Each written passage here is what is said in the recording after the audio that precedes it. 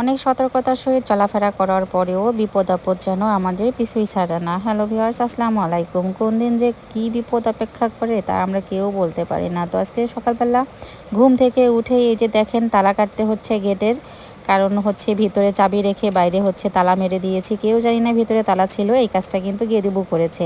তালা আর চাবি হচ্ছে একটা ভিতরে রেখে দিয়েছে, আর বাইরে হচ্ছে গেটের যে তালাটা ওটা আমি মেরে দিয়ে তো বের হয়েছি। সকালবেলা উঠে এখন হচ্ছে মোটরসাইকেল বের করবে আপনাদের ভাই, আমার ছেলেকে নিয়ে যাবে স্কুলের উদ্দেশ্যে।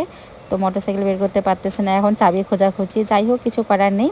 অনেকক্ষণ চেষ্টা করেছে দা দিয়ে হচ্ছে ভেঙে ফেলার, বাট পারেনি। পরে হচ্ছে এই হ্যাসকো প্লেটটা নিয়ে এসে কাটতে হলো। এরপরে হচ্ছে তো মোটরসাইকেল বের করে মেয়েকে নিয়ে গেল। তারপরে আমার রান্না বান্না শুরু হয়ে গেল। মানে বিরাট বড় একটা টেনশন মাথার থেকে আর কি চলে গেল। যতক্ষণ পর্যন্ত গেটটা খুলতে পারতেছিলাম না, প্রায় 1 ঘন্টা 40 মিনিট হচ্ছে আমরা কিন্তু তালাটা খোলার চেষ্টা করেছি। আসলে সংসারে যে কোনো বিপদ আপদেই আসুক না কেন, তো দুজন মিলেমিশেই কিন্তু কাজটা করলে অনেকটাই কিন্তু কম হয়।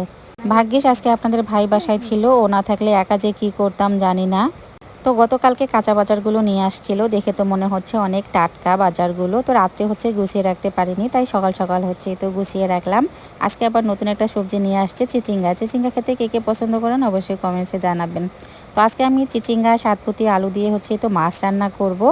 তো ইলিশ মাছগুলো ছোট হলেও কিন্তু স্বাদ ছিল ভালোই। তো মাছটা আগে লবণ হলুদ দিয়ে ভালোভাবে ভেজে নিয়েছি, মরিচ পেঁয়াজ দিয়ে ভেজে উঠিয়ে রেখে এরপরে হচ্ছে এই তো সবজিগুলো কষিয়ে নিয়ে ভালোভাবে সিদ্ধ করে মাছগুলো এখানে দিয়ে দিলাম। আর আজকে আমি বেশি কিছু মশলা ইউজ করিনি, শুধুমাত্র হচ্ছে একটু সরিষা গুঁড়ো দিয়েছি। আর এই ছোটো ইলিশ মাছগুলোতে অনেক কাটা, যেহেতু আমার মেয়ে ছেলে খেতে পারে না ভালোভাবে বেছে, তো ওদের জন্য হচ্ছে আমি একটু বড় মাছের 2টা টুকরো দিয়েছি। আর এর আগে অবশ্য আমি করলা, আলু আর হচ্ছে সজনে একসঙ্গে ভাজি করেছি একটু মাখা মাখা করে। আর বড় বড় মরিচগুলো বেছে রেখে এখন এই তো ছোট আর লাল লাল মরিচগুলো হচ্ছে এই তো ভেজে আমি ব্লেন্ডার করে রেখে দেবো। এরপরে হচ্ছে দেখেন শুরু হয়ে গেল মুষলধারে বৃষ্টি। ভাগ্যিস আমার রান্নাবান্নাগুলো শেষ হয়ে গিয়েছে, তারপরে হচ্ছে বৃষ্টি শুরু হয়েছে। তো এটা কিন্তু হচ্ছে ঠিক দুপুরবেলা গোসল করার সময়। আমি অবশ্য বৃষ্টির পানিতে ভিজতে চেয়েছিলাম, কিন্তু আপনাদের ভাই হচ্ছে আমাকে ভিজতে দেয়নি। আর অনেক বজ্রপাত হচ্ছিল, আমার কিন্তু খুব টেন্স হচ্ছিল, কারণ আমার ছেলে মেয়ে দুটোই হচ্ছে স্কুলে, আর বাসায় আমি আর আপনাদের ভাই আর আমার শাশুড়ি আম্মা কিন্তু ঘুমিয়েছিল, আমার নানি আম্মাও হচ্ছে ঘুমাচ্ছিল।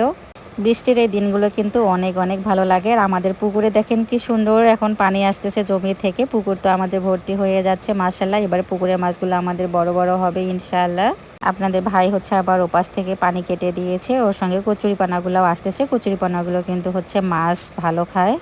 আর এই তো আমার মেয়ে চলে আসলো স্কুল থেকে, দেখেন কি অবস্থা কাদা মেখে। আর সন্ধ্যার দিকে চিরা ভাজা আর চা খেলাম সবাই মিলে। আর রাতে সিম্পল হচ্ছে তো খিচুড়ি রান্না করলাম, ঠান্ডা ঠান্ডা আবহাওয়া। আর শোয়ার আগে ছেলে মেয়েদের আবদার, ওদের সঙ্গে একটু লুডো খেলতে হবে, তাই খেললাম।